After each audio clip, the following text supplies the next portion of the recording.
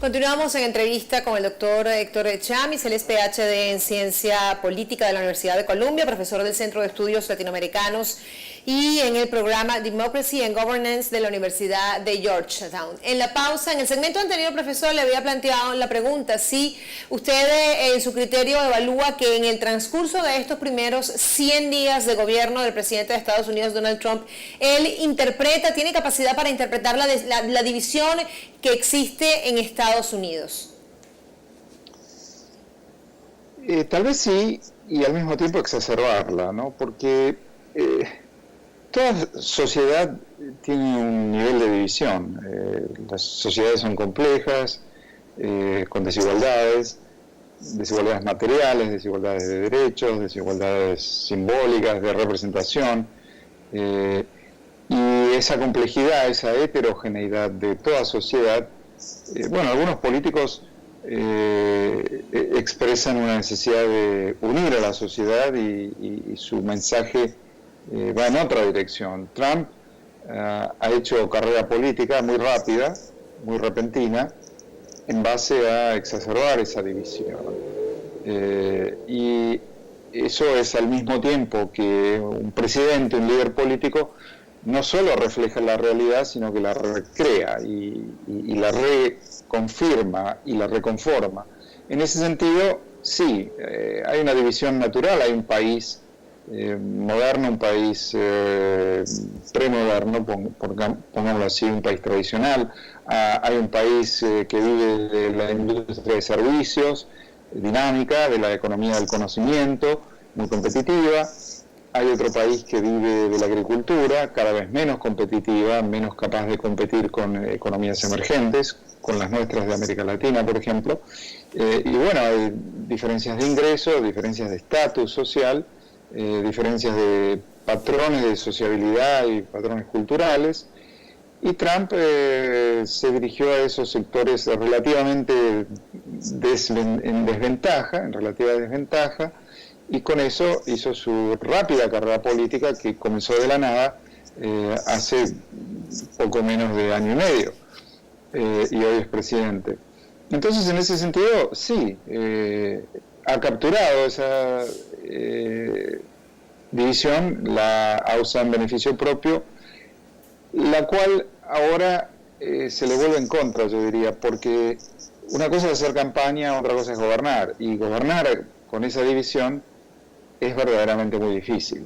Hacer campaña, alcanzó para ganar la elección, ganarla sin ganar el voto popular, valga la aclaración, pero ahora se le hace muy cuesta arriba gobernar en base a ese mensaje, porque él sigue dirigiéndose a esa base social a la que le habló como candidato, pero el país es mucho más grande y complejo que eso, y ahora implementar un programa de gobierno y ciertas políticas excesivamente controversiales y que generan reacciones y rechazo, en base a la división, le hace esa tarea muy complicada. De hecho, profesor, dos encuestas. Una, la publicada a un poco más de 2 meses de gobierno del presidente Trump, la publicada por Gallup, refleja que hay un 36% de aprobación, que cae en un 36% la aprobación del presidente Donald Trump. Y otra encuesta, una difundida a finales de marzo por la Universidad de Connecticut, señala que hay un rechazo hacia el presidente estadounidense, sobre todo por 3 aspectos puntuales que tienen que ver con el recorte de presupuesto, el muro con México y las relaciones con Rusia. Además, por supuesto que el tema del sistema de seguridad social es otro aspecto que opera en su contra. ¿Cómo cree usted que deba enfrentarse para evitar que continúe en caída su popularidad en estos 100 días de gobierno ante estos 4 frentes diferentes? Debe hacer lo contrario de lo que hizo hasta ahora, y que muchos analistas dicen, para hacer eso debe ser otra persona, no quién es, tal vez. A eso me refería con esta complicación. La reforma del programa de salud es otro de sus concluyentes derrotas. No pudo ni siquiera votarse en la Cámara de Representantes, no por los demócratas, sino por los propios republicanos, que no asistieron para esa votación, en cuyo caso el Ejecutivo retiró el proyecto de ley. Y la inmigración otro tanto. Y no solamente eso genera oposición en el partido opositor, valga la redundancia, el Partido Demócrata, también entre los republicanos.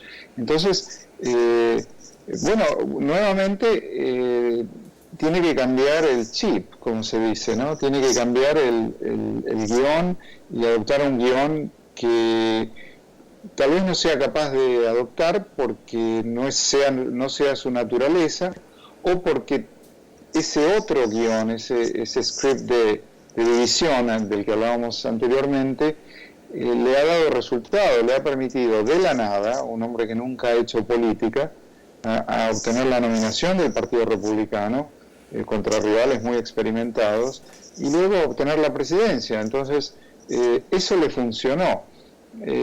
Requiere mucha flexibilidad intelectual y mucha intuición darse cuenta que gobernar es otra cosa, especialmente para alguien que no tiene experiencia política. Otro aspecto de Trump es este mensaje que la política tiene problemas, hay corrupción, hay ineficiencia, hay egoísmo, el político es egoísta, hasta cierto punto uno puede aceptar eso, y entonces la solución a la política la da alguien que proviene de afuera de la política, que no tiene experiencia, que es un planteamiento muy peligroso, ¿no? Es que la política tenga problemas es igual a decir que, bueno, la medicina tiene problemas y hay mala praxis médica, porque hay malos médicos. Entonces, si la solución a eso fuera que el quirófano se le entrega a un arquitecto, por poner un ejemplo, verdaderamente no funcionaría. Yo creo que es análogo a el mensaje de Trump y su relación con la política. Entonces es verdaderamente complicado, es una época de la cual no hay recuerdo porque no hay experiencia en este sistema político, no ha habido un presidente de esta naturaleza, de afuera de la política y antipolítica. Está preparada la estructura de los poderes del Estado, el equilibrio de los poderes del Estado al que usted ha hecho referencia para rechazar el ejercicio de la antipolítica desde el Ejecutivo estadounidense. Bueno, no sé desde el Ejecutivo, porque el Poder Ejecutivo en un sistema presidencial y en un sistema presidencial como este, con un presidente naturalmente fuerte por la institución de la presidencia, más allá de la personalidad de quien ocupa ese lugar, porque tiene enorme capacidad de legislar, tiene capacidad de veto, tiene prerrogativas institucionales fuertes. Dentro del Ejecutivo es impensable, pero en las otras ramas, tanto como en el legislativo como en el judicial, desde luego que hay mecanismos para oponerse y neutralizar políticas que sean extremas, que no ayuden a construir consensos, y ya está ocurriendo eso, del mismo modo de la prensa, que ha defendido el derecho a la libertad de prensa de una manera muy fuerte ante ataques que hasta ahora han sido verbales, hay que aclarar, no han sido ataques comparables a los de lo que llamamos populismo, porque el otro día dije en una conversación, bueno, los ataques verbales son agresivos, son desagradables, deben criticarse, pero hasta ahora han sido ataques verbales. Hasta ahora no me preocupo demasiado porque todavía no ha cerrado un medio. Cuando clausure un medio, si es que puede hacerlo, no podría hacerlo porque habría inmediatamente una orden judicial invalidando eso. Ese es otro aspecto.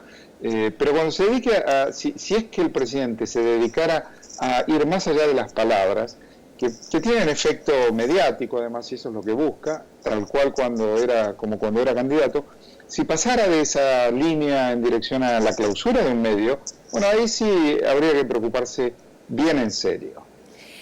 Una última pregunta porque se nos agota el tiempo.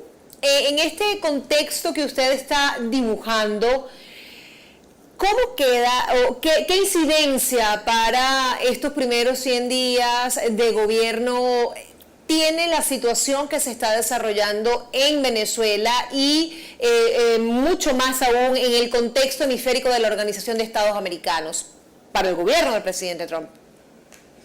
Bueno, aquí ha ocurrido algo curioso. Los medios reportan con frecuencia que cada vez que el presidente Trump habla por teléfono con un mandatario latinoamericano, habla de Venezuela. Y tiene Venezuela presente. Pero no solamente eso.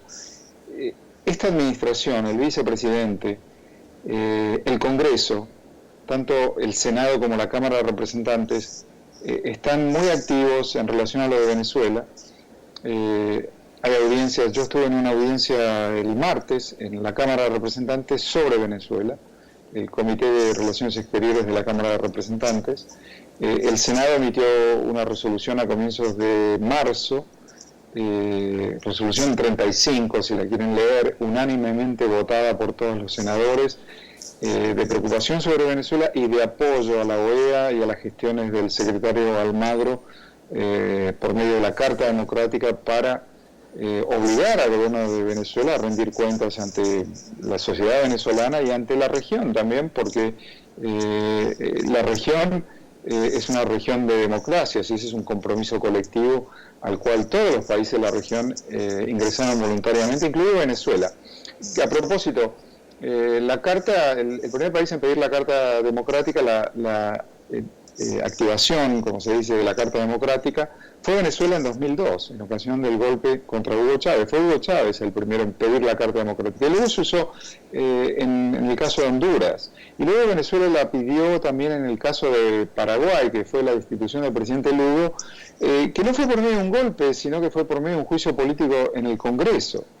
O sea, que fue constitucional la destitución de Lugo. Pero no obstante, Venezuela la pidió. Entonces, hay en esta administración y en este momento político en el Congreso hay mayor sensibilidad en cuanto a la situación de Venezuela, porque además la situación de Venezuela y el diálogo fallido y el eufemismo de diálogo y la insinceridad de muchos de los que han participado de ese diálogo, que ha sido simplemente un mecanismo para que Maduro gane tiempo y se pueda mantener en el poder, porque había que evitar en el interés del Ejecutivo venezolano había que evitar el referendo revocatorio. Frente a todo eso, se vive en Washington, tanto en el Ejecutivo como en el Legislativo, una sensibilidad en cuanto a lo de Venezuela y un acercamiento importante a la gestión de Almagro en la OEA y el uso de la Carta Democrática como instrumento para someter a los presidentes y a los gobiernos de la región a rendir cuentas en relación a derechos humanos y constitucionalidad democrática.